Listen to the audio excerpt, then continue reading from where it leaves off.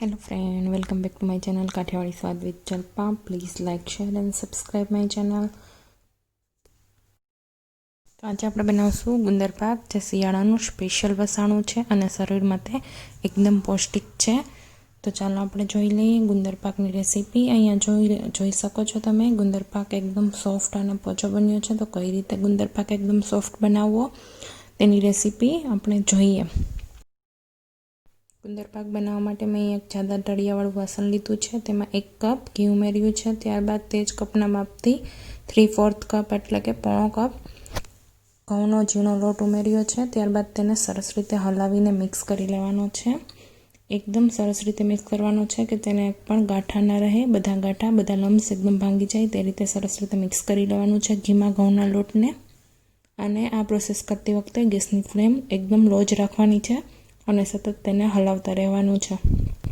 લોટનો colour થોડો change થઈ જાય અને તેમાંથી સુગંધ ના આવવા માંડે ત્યાં સુધી એને લો ફ્લેમ ઉપર સતત હલાવતા રહેવાનું છે. તમે જોઈ શકો છો અહીંયા થોડો એવો લોટનો કલર ચેન્જ થઈ રહ્યો છે. આવી જ રીતે લો ફ્લેમ ઉપર સતત તેને હલાવતા રહેવાનું છે. તળિયે બેસી ના જાય તેનું ધ્યાન રાખવાનું છે. હવે લોટ સરસ શેકાઈ ગયો છે. ત્યારબાદ તેમાં મેં અહીંયા ટોપરું ઉમેર્યું છે અને કાજુ બદામનો કચરો ભૂકો ઉમેર્યો છે અને તેને પણ હલાવીને સરસ રીતે મિક્સ કરી લેવાનું છે.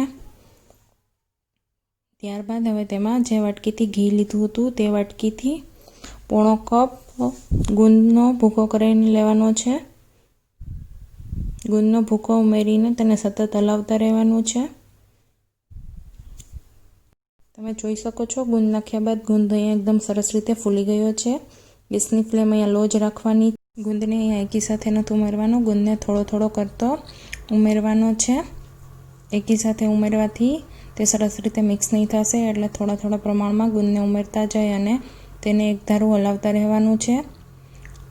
અને તમે જોઈ શકો છો ગુંદ એકદમ સરસ રીતે ફૂલી ગયો છે. આવી જ રીતે તેને લો ફ્લેમ પર સતત હલાવતા રહેવાનું છે.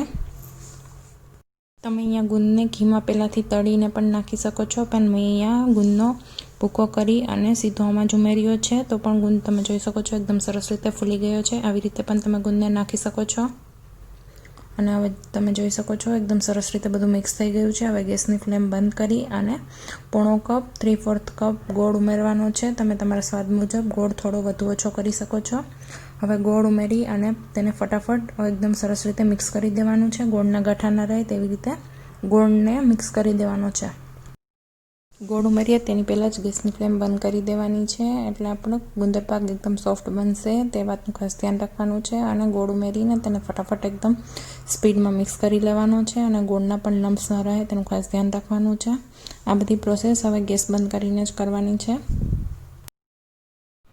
ગોળ હવે અહીંયા એકદમ સરસ રીતે મિક્સ થઈ ગયો છે. હવે અહીંયા એક થાળીમાં ઘી લગાવી અને તેમાં ગુંદર પાકને કાઢી લેવાનો છે. હવે તેને ચમચી અથવા તવીથાની મદદ વડે થાળીમાં સરસ રીતે સેટ કરી દેવાનો છે અને સેટ કરીને તેને 10 મિનિટ માટે રહેવા દેવાનો છે.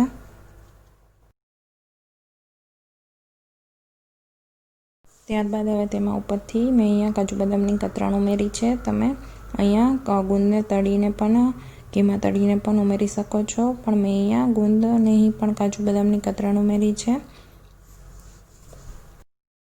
આપણે તેને 10 મિનિટ માટે રહેવા દઈશું. ત્યારબાદ તેના પીસ કરશું. તમે જોઈ શકો છો આપણો ગુંદર પાક એકદમ સરસ બન્યો છે અને ઘી બધું સાઈડમાં અને ઉપર એકદમ આવી ગયું છે. અહીંયા ગુંદર પાક બનાવવા માટે ઘી એકદમ વધારે જ લેવાનું છે. હવે તેના પીસ કરી અને તમે જોઈ શકો છો આપણો ગુંદર પાક એકદમ સોફ્ટ બન્યો છે. નાના બાળકોથી લઈને મોટા સુધી બધા ખાઈ શકે એવો એકદમ પોચો એવો ગુંદર પાક બન્યો છે. શિયાળામાં ગુંદર પાક ખાવો એકદમ પૌષ્ટિક છે.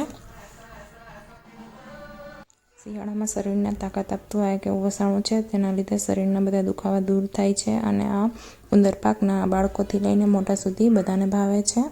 જો તમને મારો વિડીયો પસંદ આવ્યો હોય તો તેને વધુમાં વધુ શેર કરો, મારી ચેનલને સબસ્ક્રાઈબ કરો અને મારા વિડીયોને લાઈક કરો.